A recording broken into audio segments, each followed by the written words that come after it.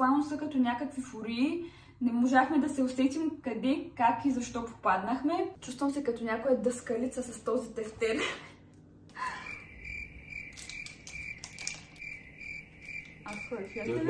Здравейте и добре сте ми дошли в новото видео, което е втора част, продължение на първата част от Египет. Това видео ще го разделя на 3 части, така съм направила някакъв план в главата.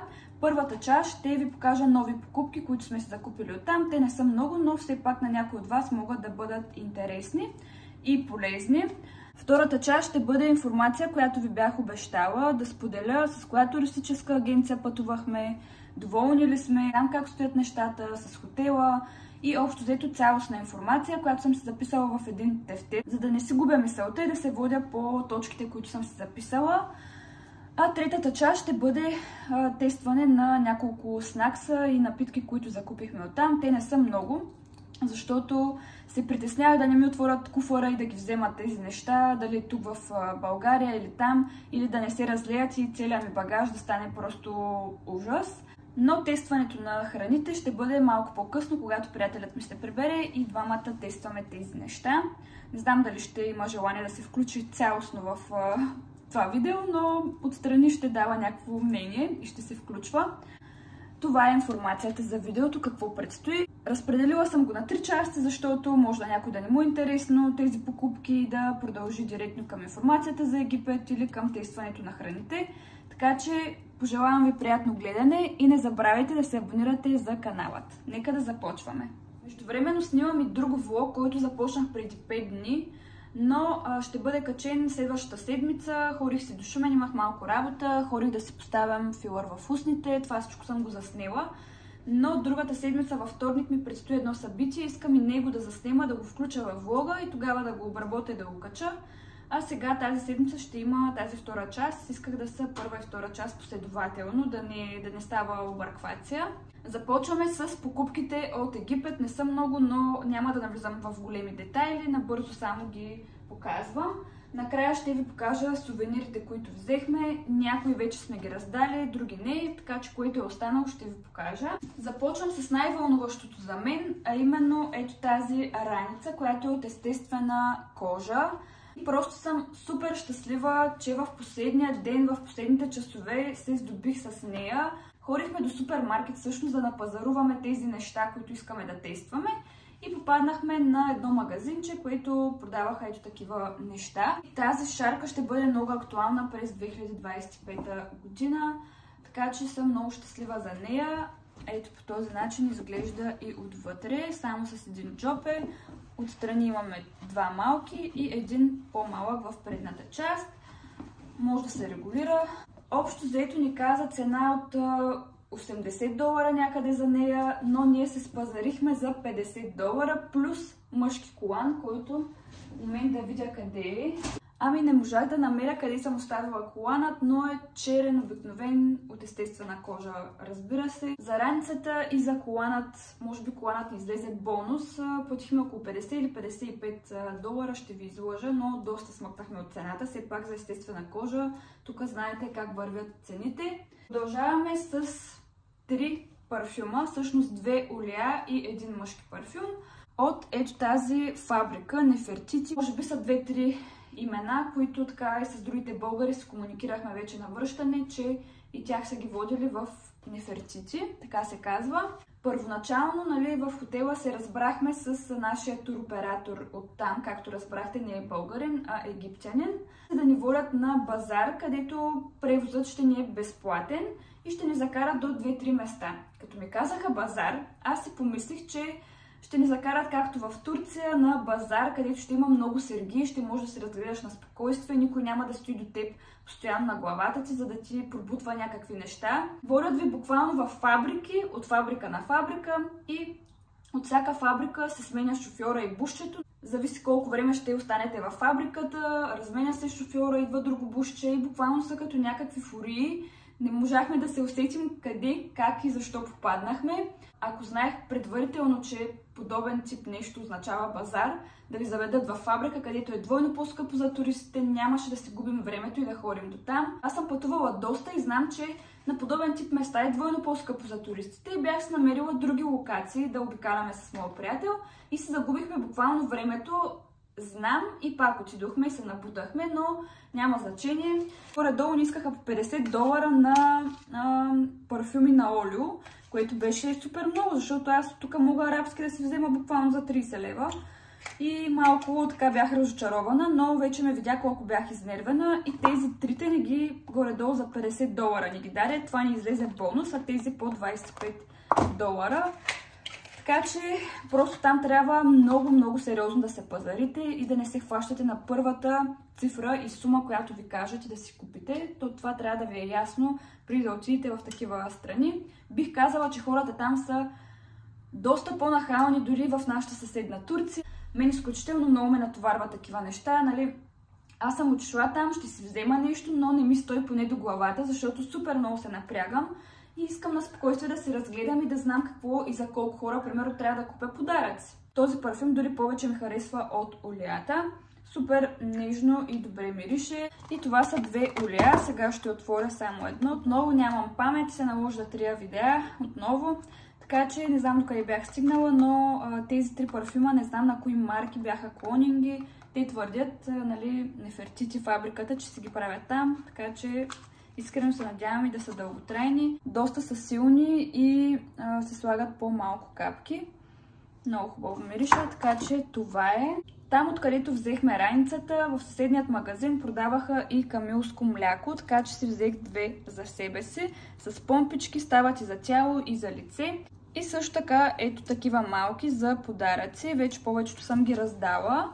Много добре хидратират и не миришат на камила, ако това ви интересува.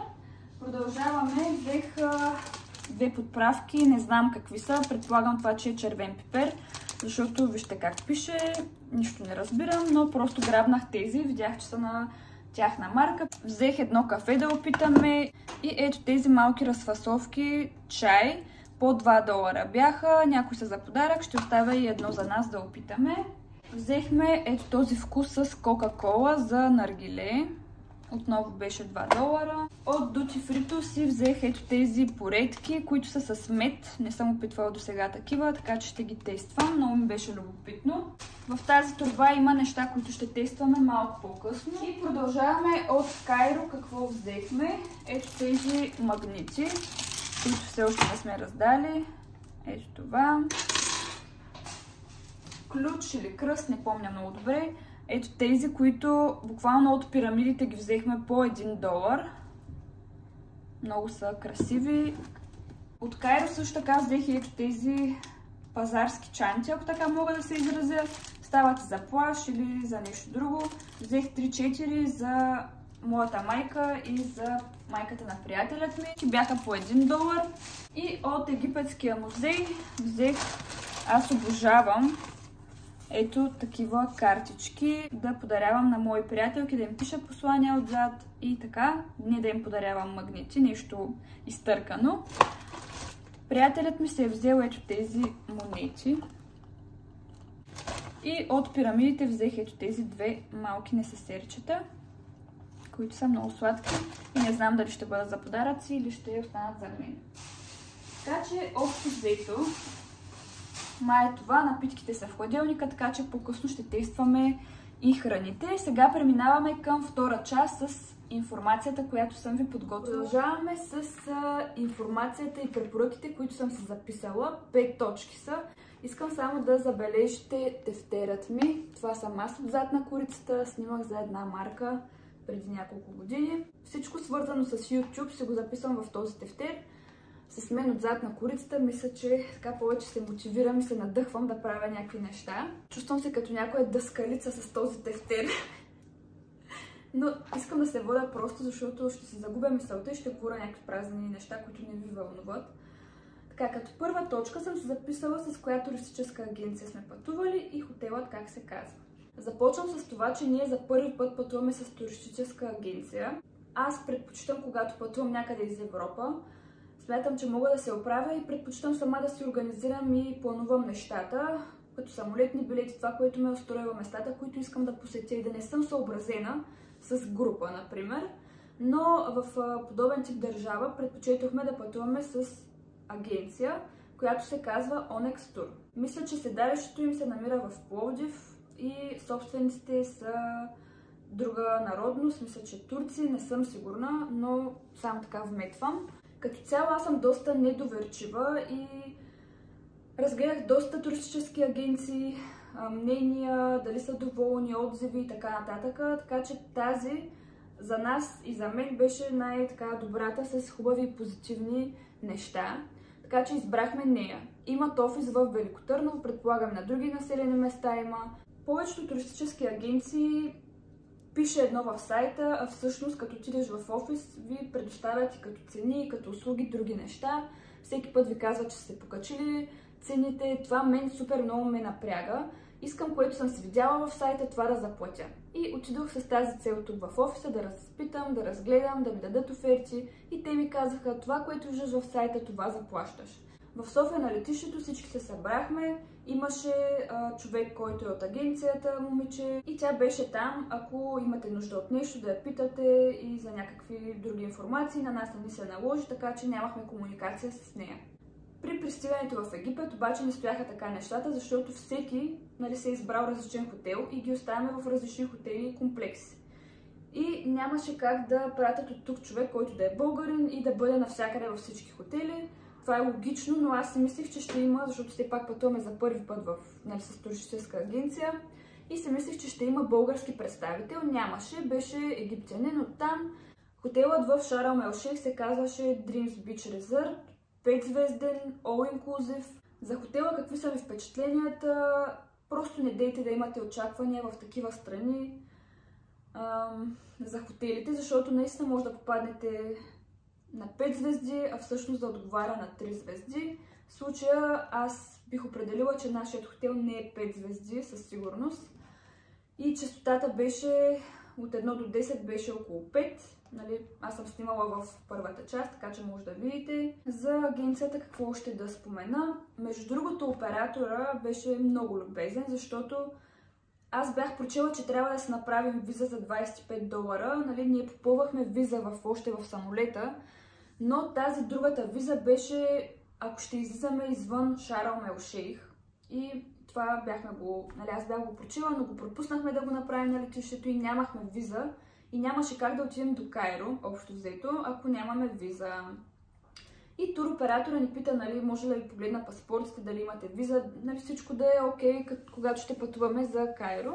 Отваря и гледа, има само печат от митницата, няма виза. И аз в пълен шок, аз съм голяма паника по принцип.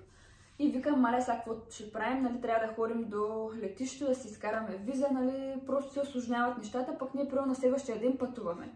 Човека вика, не се притеснявайте, по $25 струва виза. Аз поемам отговорността, ще ви взема паспортите, ще отида до летището, ще ви направя виза и ще ви ги върна малко по-късно и утре ще пътувате за Кайро.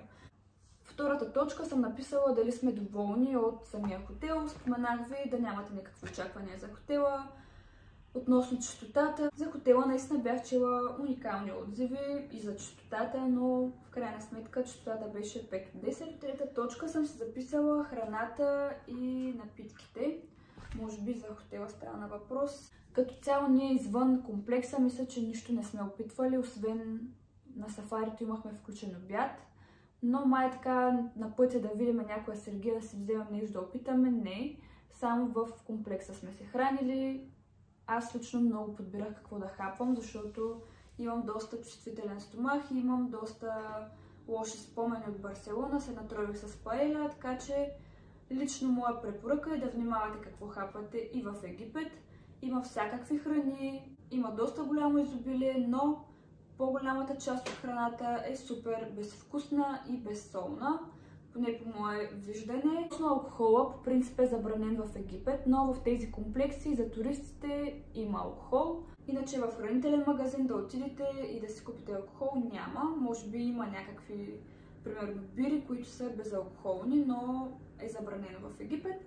Така че относно храната и алкохола и напитките е това. Продължаваме с четвърта точка, която съм се записала: хората в Египет. Като цяло хората са много дружелюбни, много приветливи, усмихнати, защото живеят буквално в немотия, в бедност и се радват на най-малкото. Наистина не може да видите намръщен човек там, поне ние не видяхме. Вярно, в началото на видеото ви споменах, че са малко по-нахални, отколкото ми се искаше. Поне за мен това просто ми носи дискомфорт. Но иначе цялостно са много добри и приветливи. Винаги биха се отзовали на помощ да ви помогнат. Така че това бих казала цялостно за тях. И като пета точка съм се записала вече препоръки преди да заминете за Египет.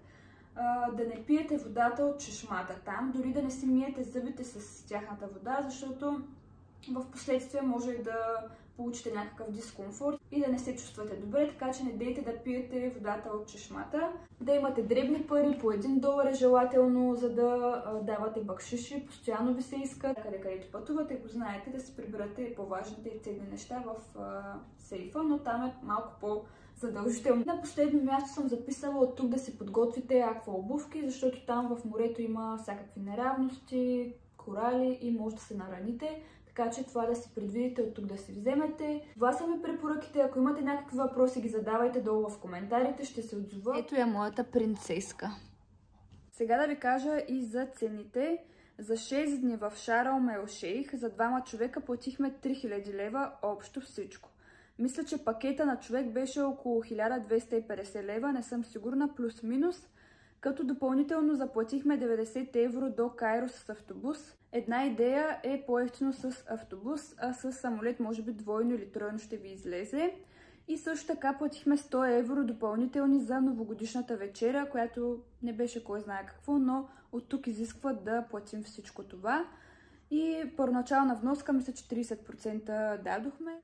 Тези цени до Кайро с автобус и новогодишната вечеря става въпрос на човек сме платили, не за двамата, така че 90 евро на човек до Кайро и 100 евро на човек за новогодишната вечеря.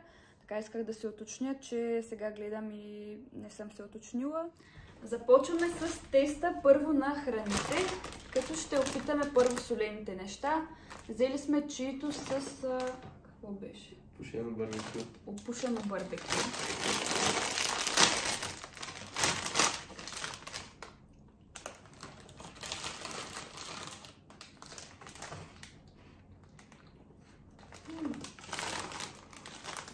Не може да ядеш такива неща. На барбекю. Сладко барбекю. Знам, че има читос в България, но с барбекю не сме виждали тук, така че решихме да опитаме. Следващото е чипс.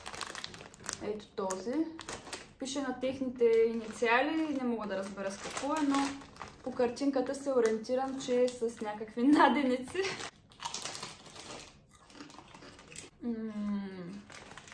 Това повече ми харесва. Малко лют.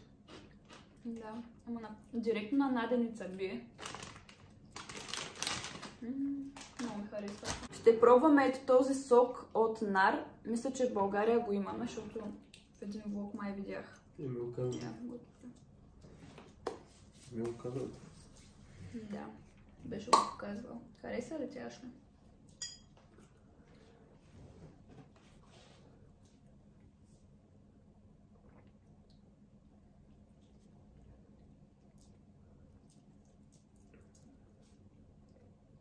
Вътре има някакви парченца.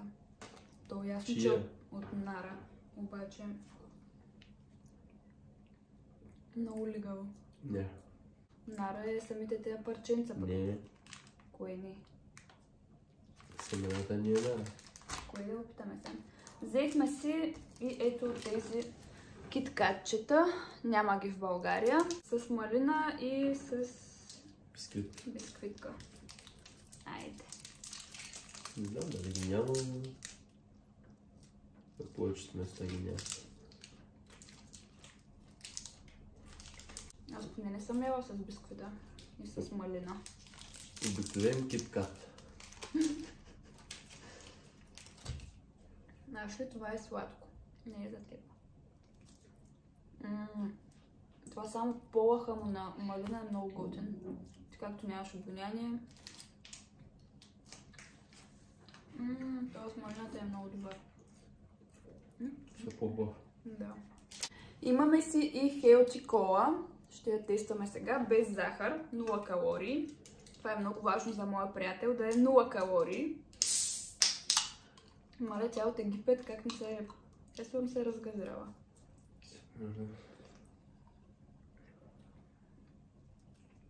Не се е разгазирала, даже е много газирана.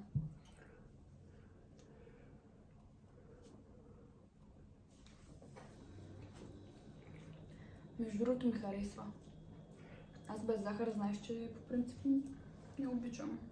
Ако ще е кола, да е кола. Но няма никакъв вкус на кола. Да, между другото. Защо ме оставяш това да падне? Сега ще пробваме ето това желирано нещо. Желирано. Тучи фручи.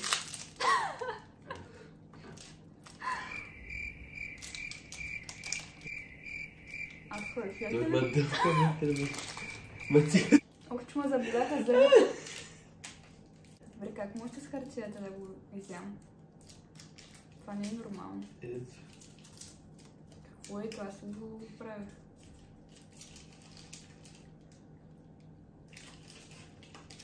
Аз сега след сладкото нямам никакъв вкус изобщо.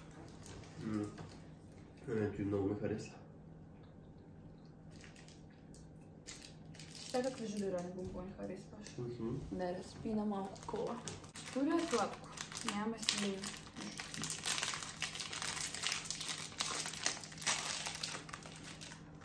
Бисквитки ще пробваме сега. Най-обикновени. Аз не знам с какво са. Нищо не разбирам. Абсолютно нищо. Те инициалите си.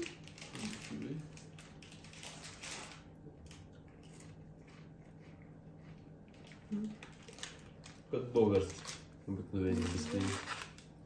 Бисквити. Бисквити.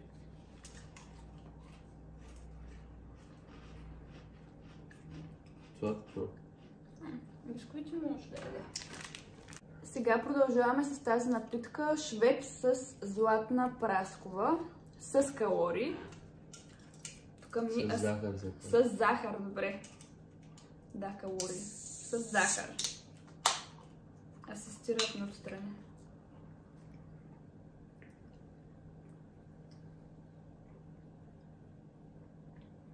Това е брутално. Брутално. Ето виж как се речиш, когато е с захар.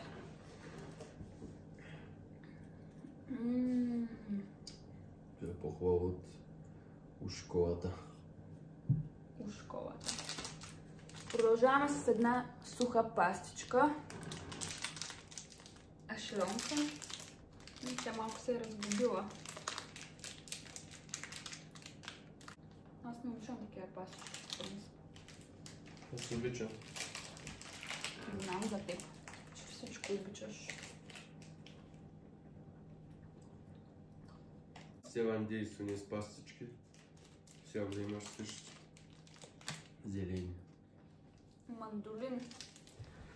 Каквото и да рече това. Мандолин. България има подобно. Ти ги знаеш повече. Аз си опъвам шоколада и много сладко ми стана. Подобно. Не ми харесва. Не е хубаво. Друга марка. Топчета с карамел. Имало ги в България на друга марка. Това е последното нещо. Нека да видим.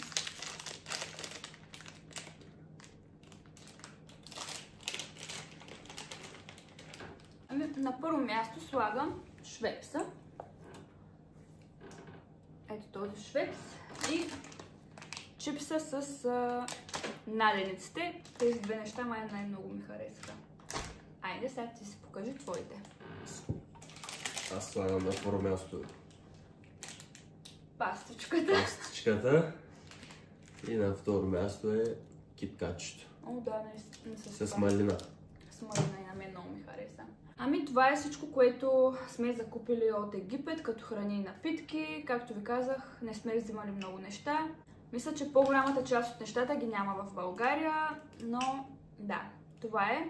Надявам се да ви е било интересно и най-вече полезно това видео и ще се видим в следващото видео, което ще е другата седмица. Чао!